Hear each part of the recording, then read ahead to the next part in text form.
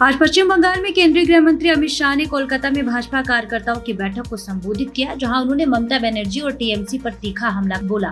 उन्होंने ऑपरेशन सिंदूर का अपमान करने पर ममता को आड़े हाथों लिया। शाह ने कहा कि ममता राज में बंगाल अपराध, घुसपैठ और हिंदू को पलायन का केंद्र बन गया है। गृह मंत्री अमित शाह ने आगे कहा, 2026 में भाजपा की सरकार बनेगी, घुसपैठ, भ्रष्टाचार और हिंदुओं के पलायन को रोका जाएगा। अपनी पार्टी के कार्यकर्ताओं की निर्मम हत्याओं पर शाह ने आश्वासन देते हुए कहा, जैसे ही तृणमूल कांग्रेस सत्ता से हटेगी, हमारी पार्टी कार्यकर्ताओं की हत्याओं के लिए जिम्मेदार लोगों को सजा मिलेगी, भले ही वे जमीन के नीचे छिपे हों। शाह ने बंगाल में मातृशक्ति से ममता को सिंदूर की ताकत दिखाने की अपील की।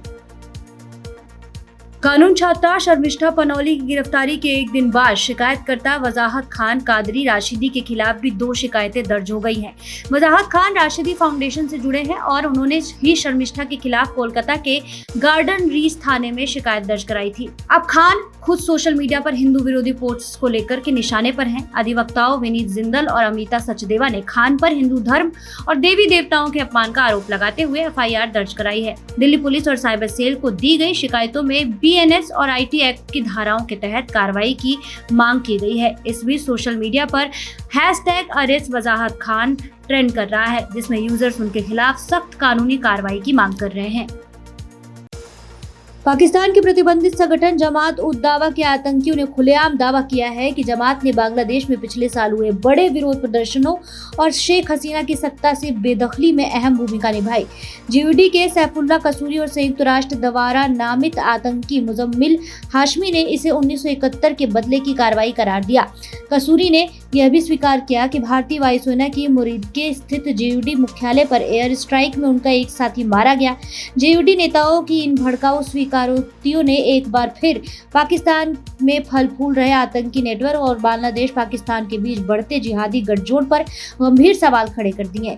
पूर्व पाकिस्तान राजनयिक हुसैन हक्कानी ने भी माना है कि जिहादी चरमपंथियों की सार्वजनिक रैलियों में दिए जाने वाला उग्र भाषण दुनिया को यह मानने नहीं देता कि पाकिस्तान अब उनका समर्थन या संरक्षण नहीं कर रहा। नीदरलैंड्स के सांसद गिर्ट वाइल्डर्स ने कोलकाता पुलिस द्वारा गिरफ्तार की गई लॉ छात्रा शर्मिष्ठा पनौली के समर्थन में खुलकर आवाज उठाई है।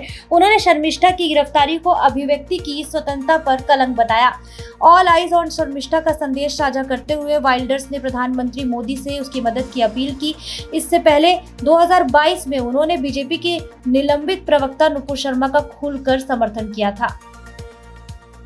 अयोध्या में राम मंदिर मार्ग 14 कोसी पंचकोसी परिक्रमा मार्ग पर संचालित 22 मांस की दुकानों को बंद करने का आदेश जारी किया गया। सीएम योगी आदित्यनाथ के जनता दरबार में शिकायत के बाद प्रशासन ने कार्रवाई करते हुए मीट बिक्री पर सख्त प्रतिबंध लगाया है।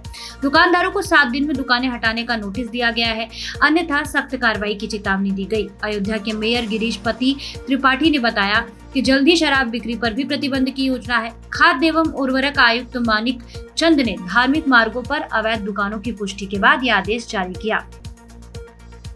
बिहार के औरंगाबाद जिले में ब्राह्मण विरोधी पोस्टर लगाए जाने की घटना सामने आई है। विवादित पोस्टर में ब्राह्मणों को देश से निकालो जैसे भड़काऊ नारे लिखे थे, जिससे क्षेत्र में हड़कंप मच गया। मीडिया रिपोर्ट्स के अनुसार यह घटना औरंगाबाद के महतू गांव की है। इन पोस्टरों में ब्राह्मणों को देश से निकालने के साथ ही किसी डॉक्टर कृष्णा का नाम लिखा था और जय भीम भी उल्लेखित था। ग्रामीणों ने इस पर विरोध जताया और पुलिस को सूचना दी। फिलहाल पुलिस पोस्टर लगाने वालों की पहचान में जुटी हुई है और जाँच जारी है।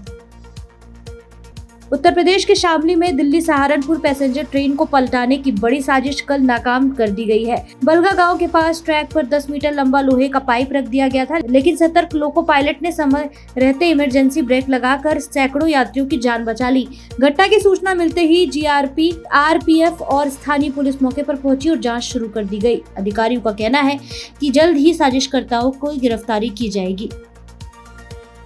पाकिस्तान हिंदू शरणार्थियों को दिल्ली हाई कोर्ट से बड़ा झटका लगा है। शुक्रवार को कोर्ट ने मजनू का टीला स्थित रिफ्यूजी कैंप को तोड़ने की अनुमति दी और शरणार्थियों की याचिका खारिज कर दी। इससे 800 अधिक लोग बेघर हो सकते हैं। कोर्ट ने कहा कि विदेशी नागरिक दिल्ली शहरी आश्रय सुधार बोर्ड की नीति के तहत पुनर्वास के पात्र नहीं है।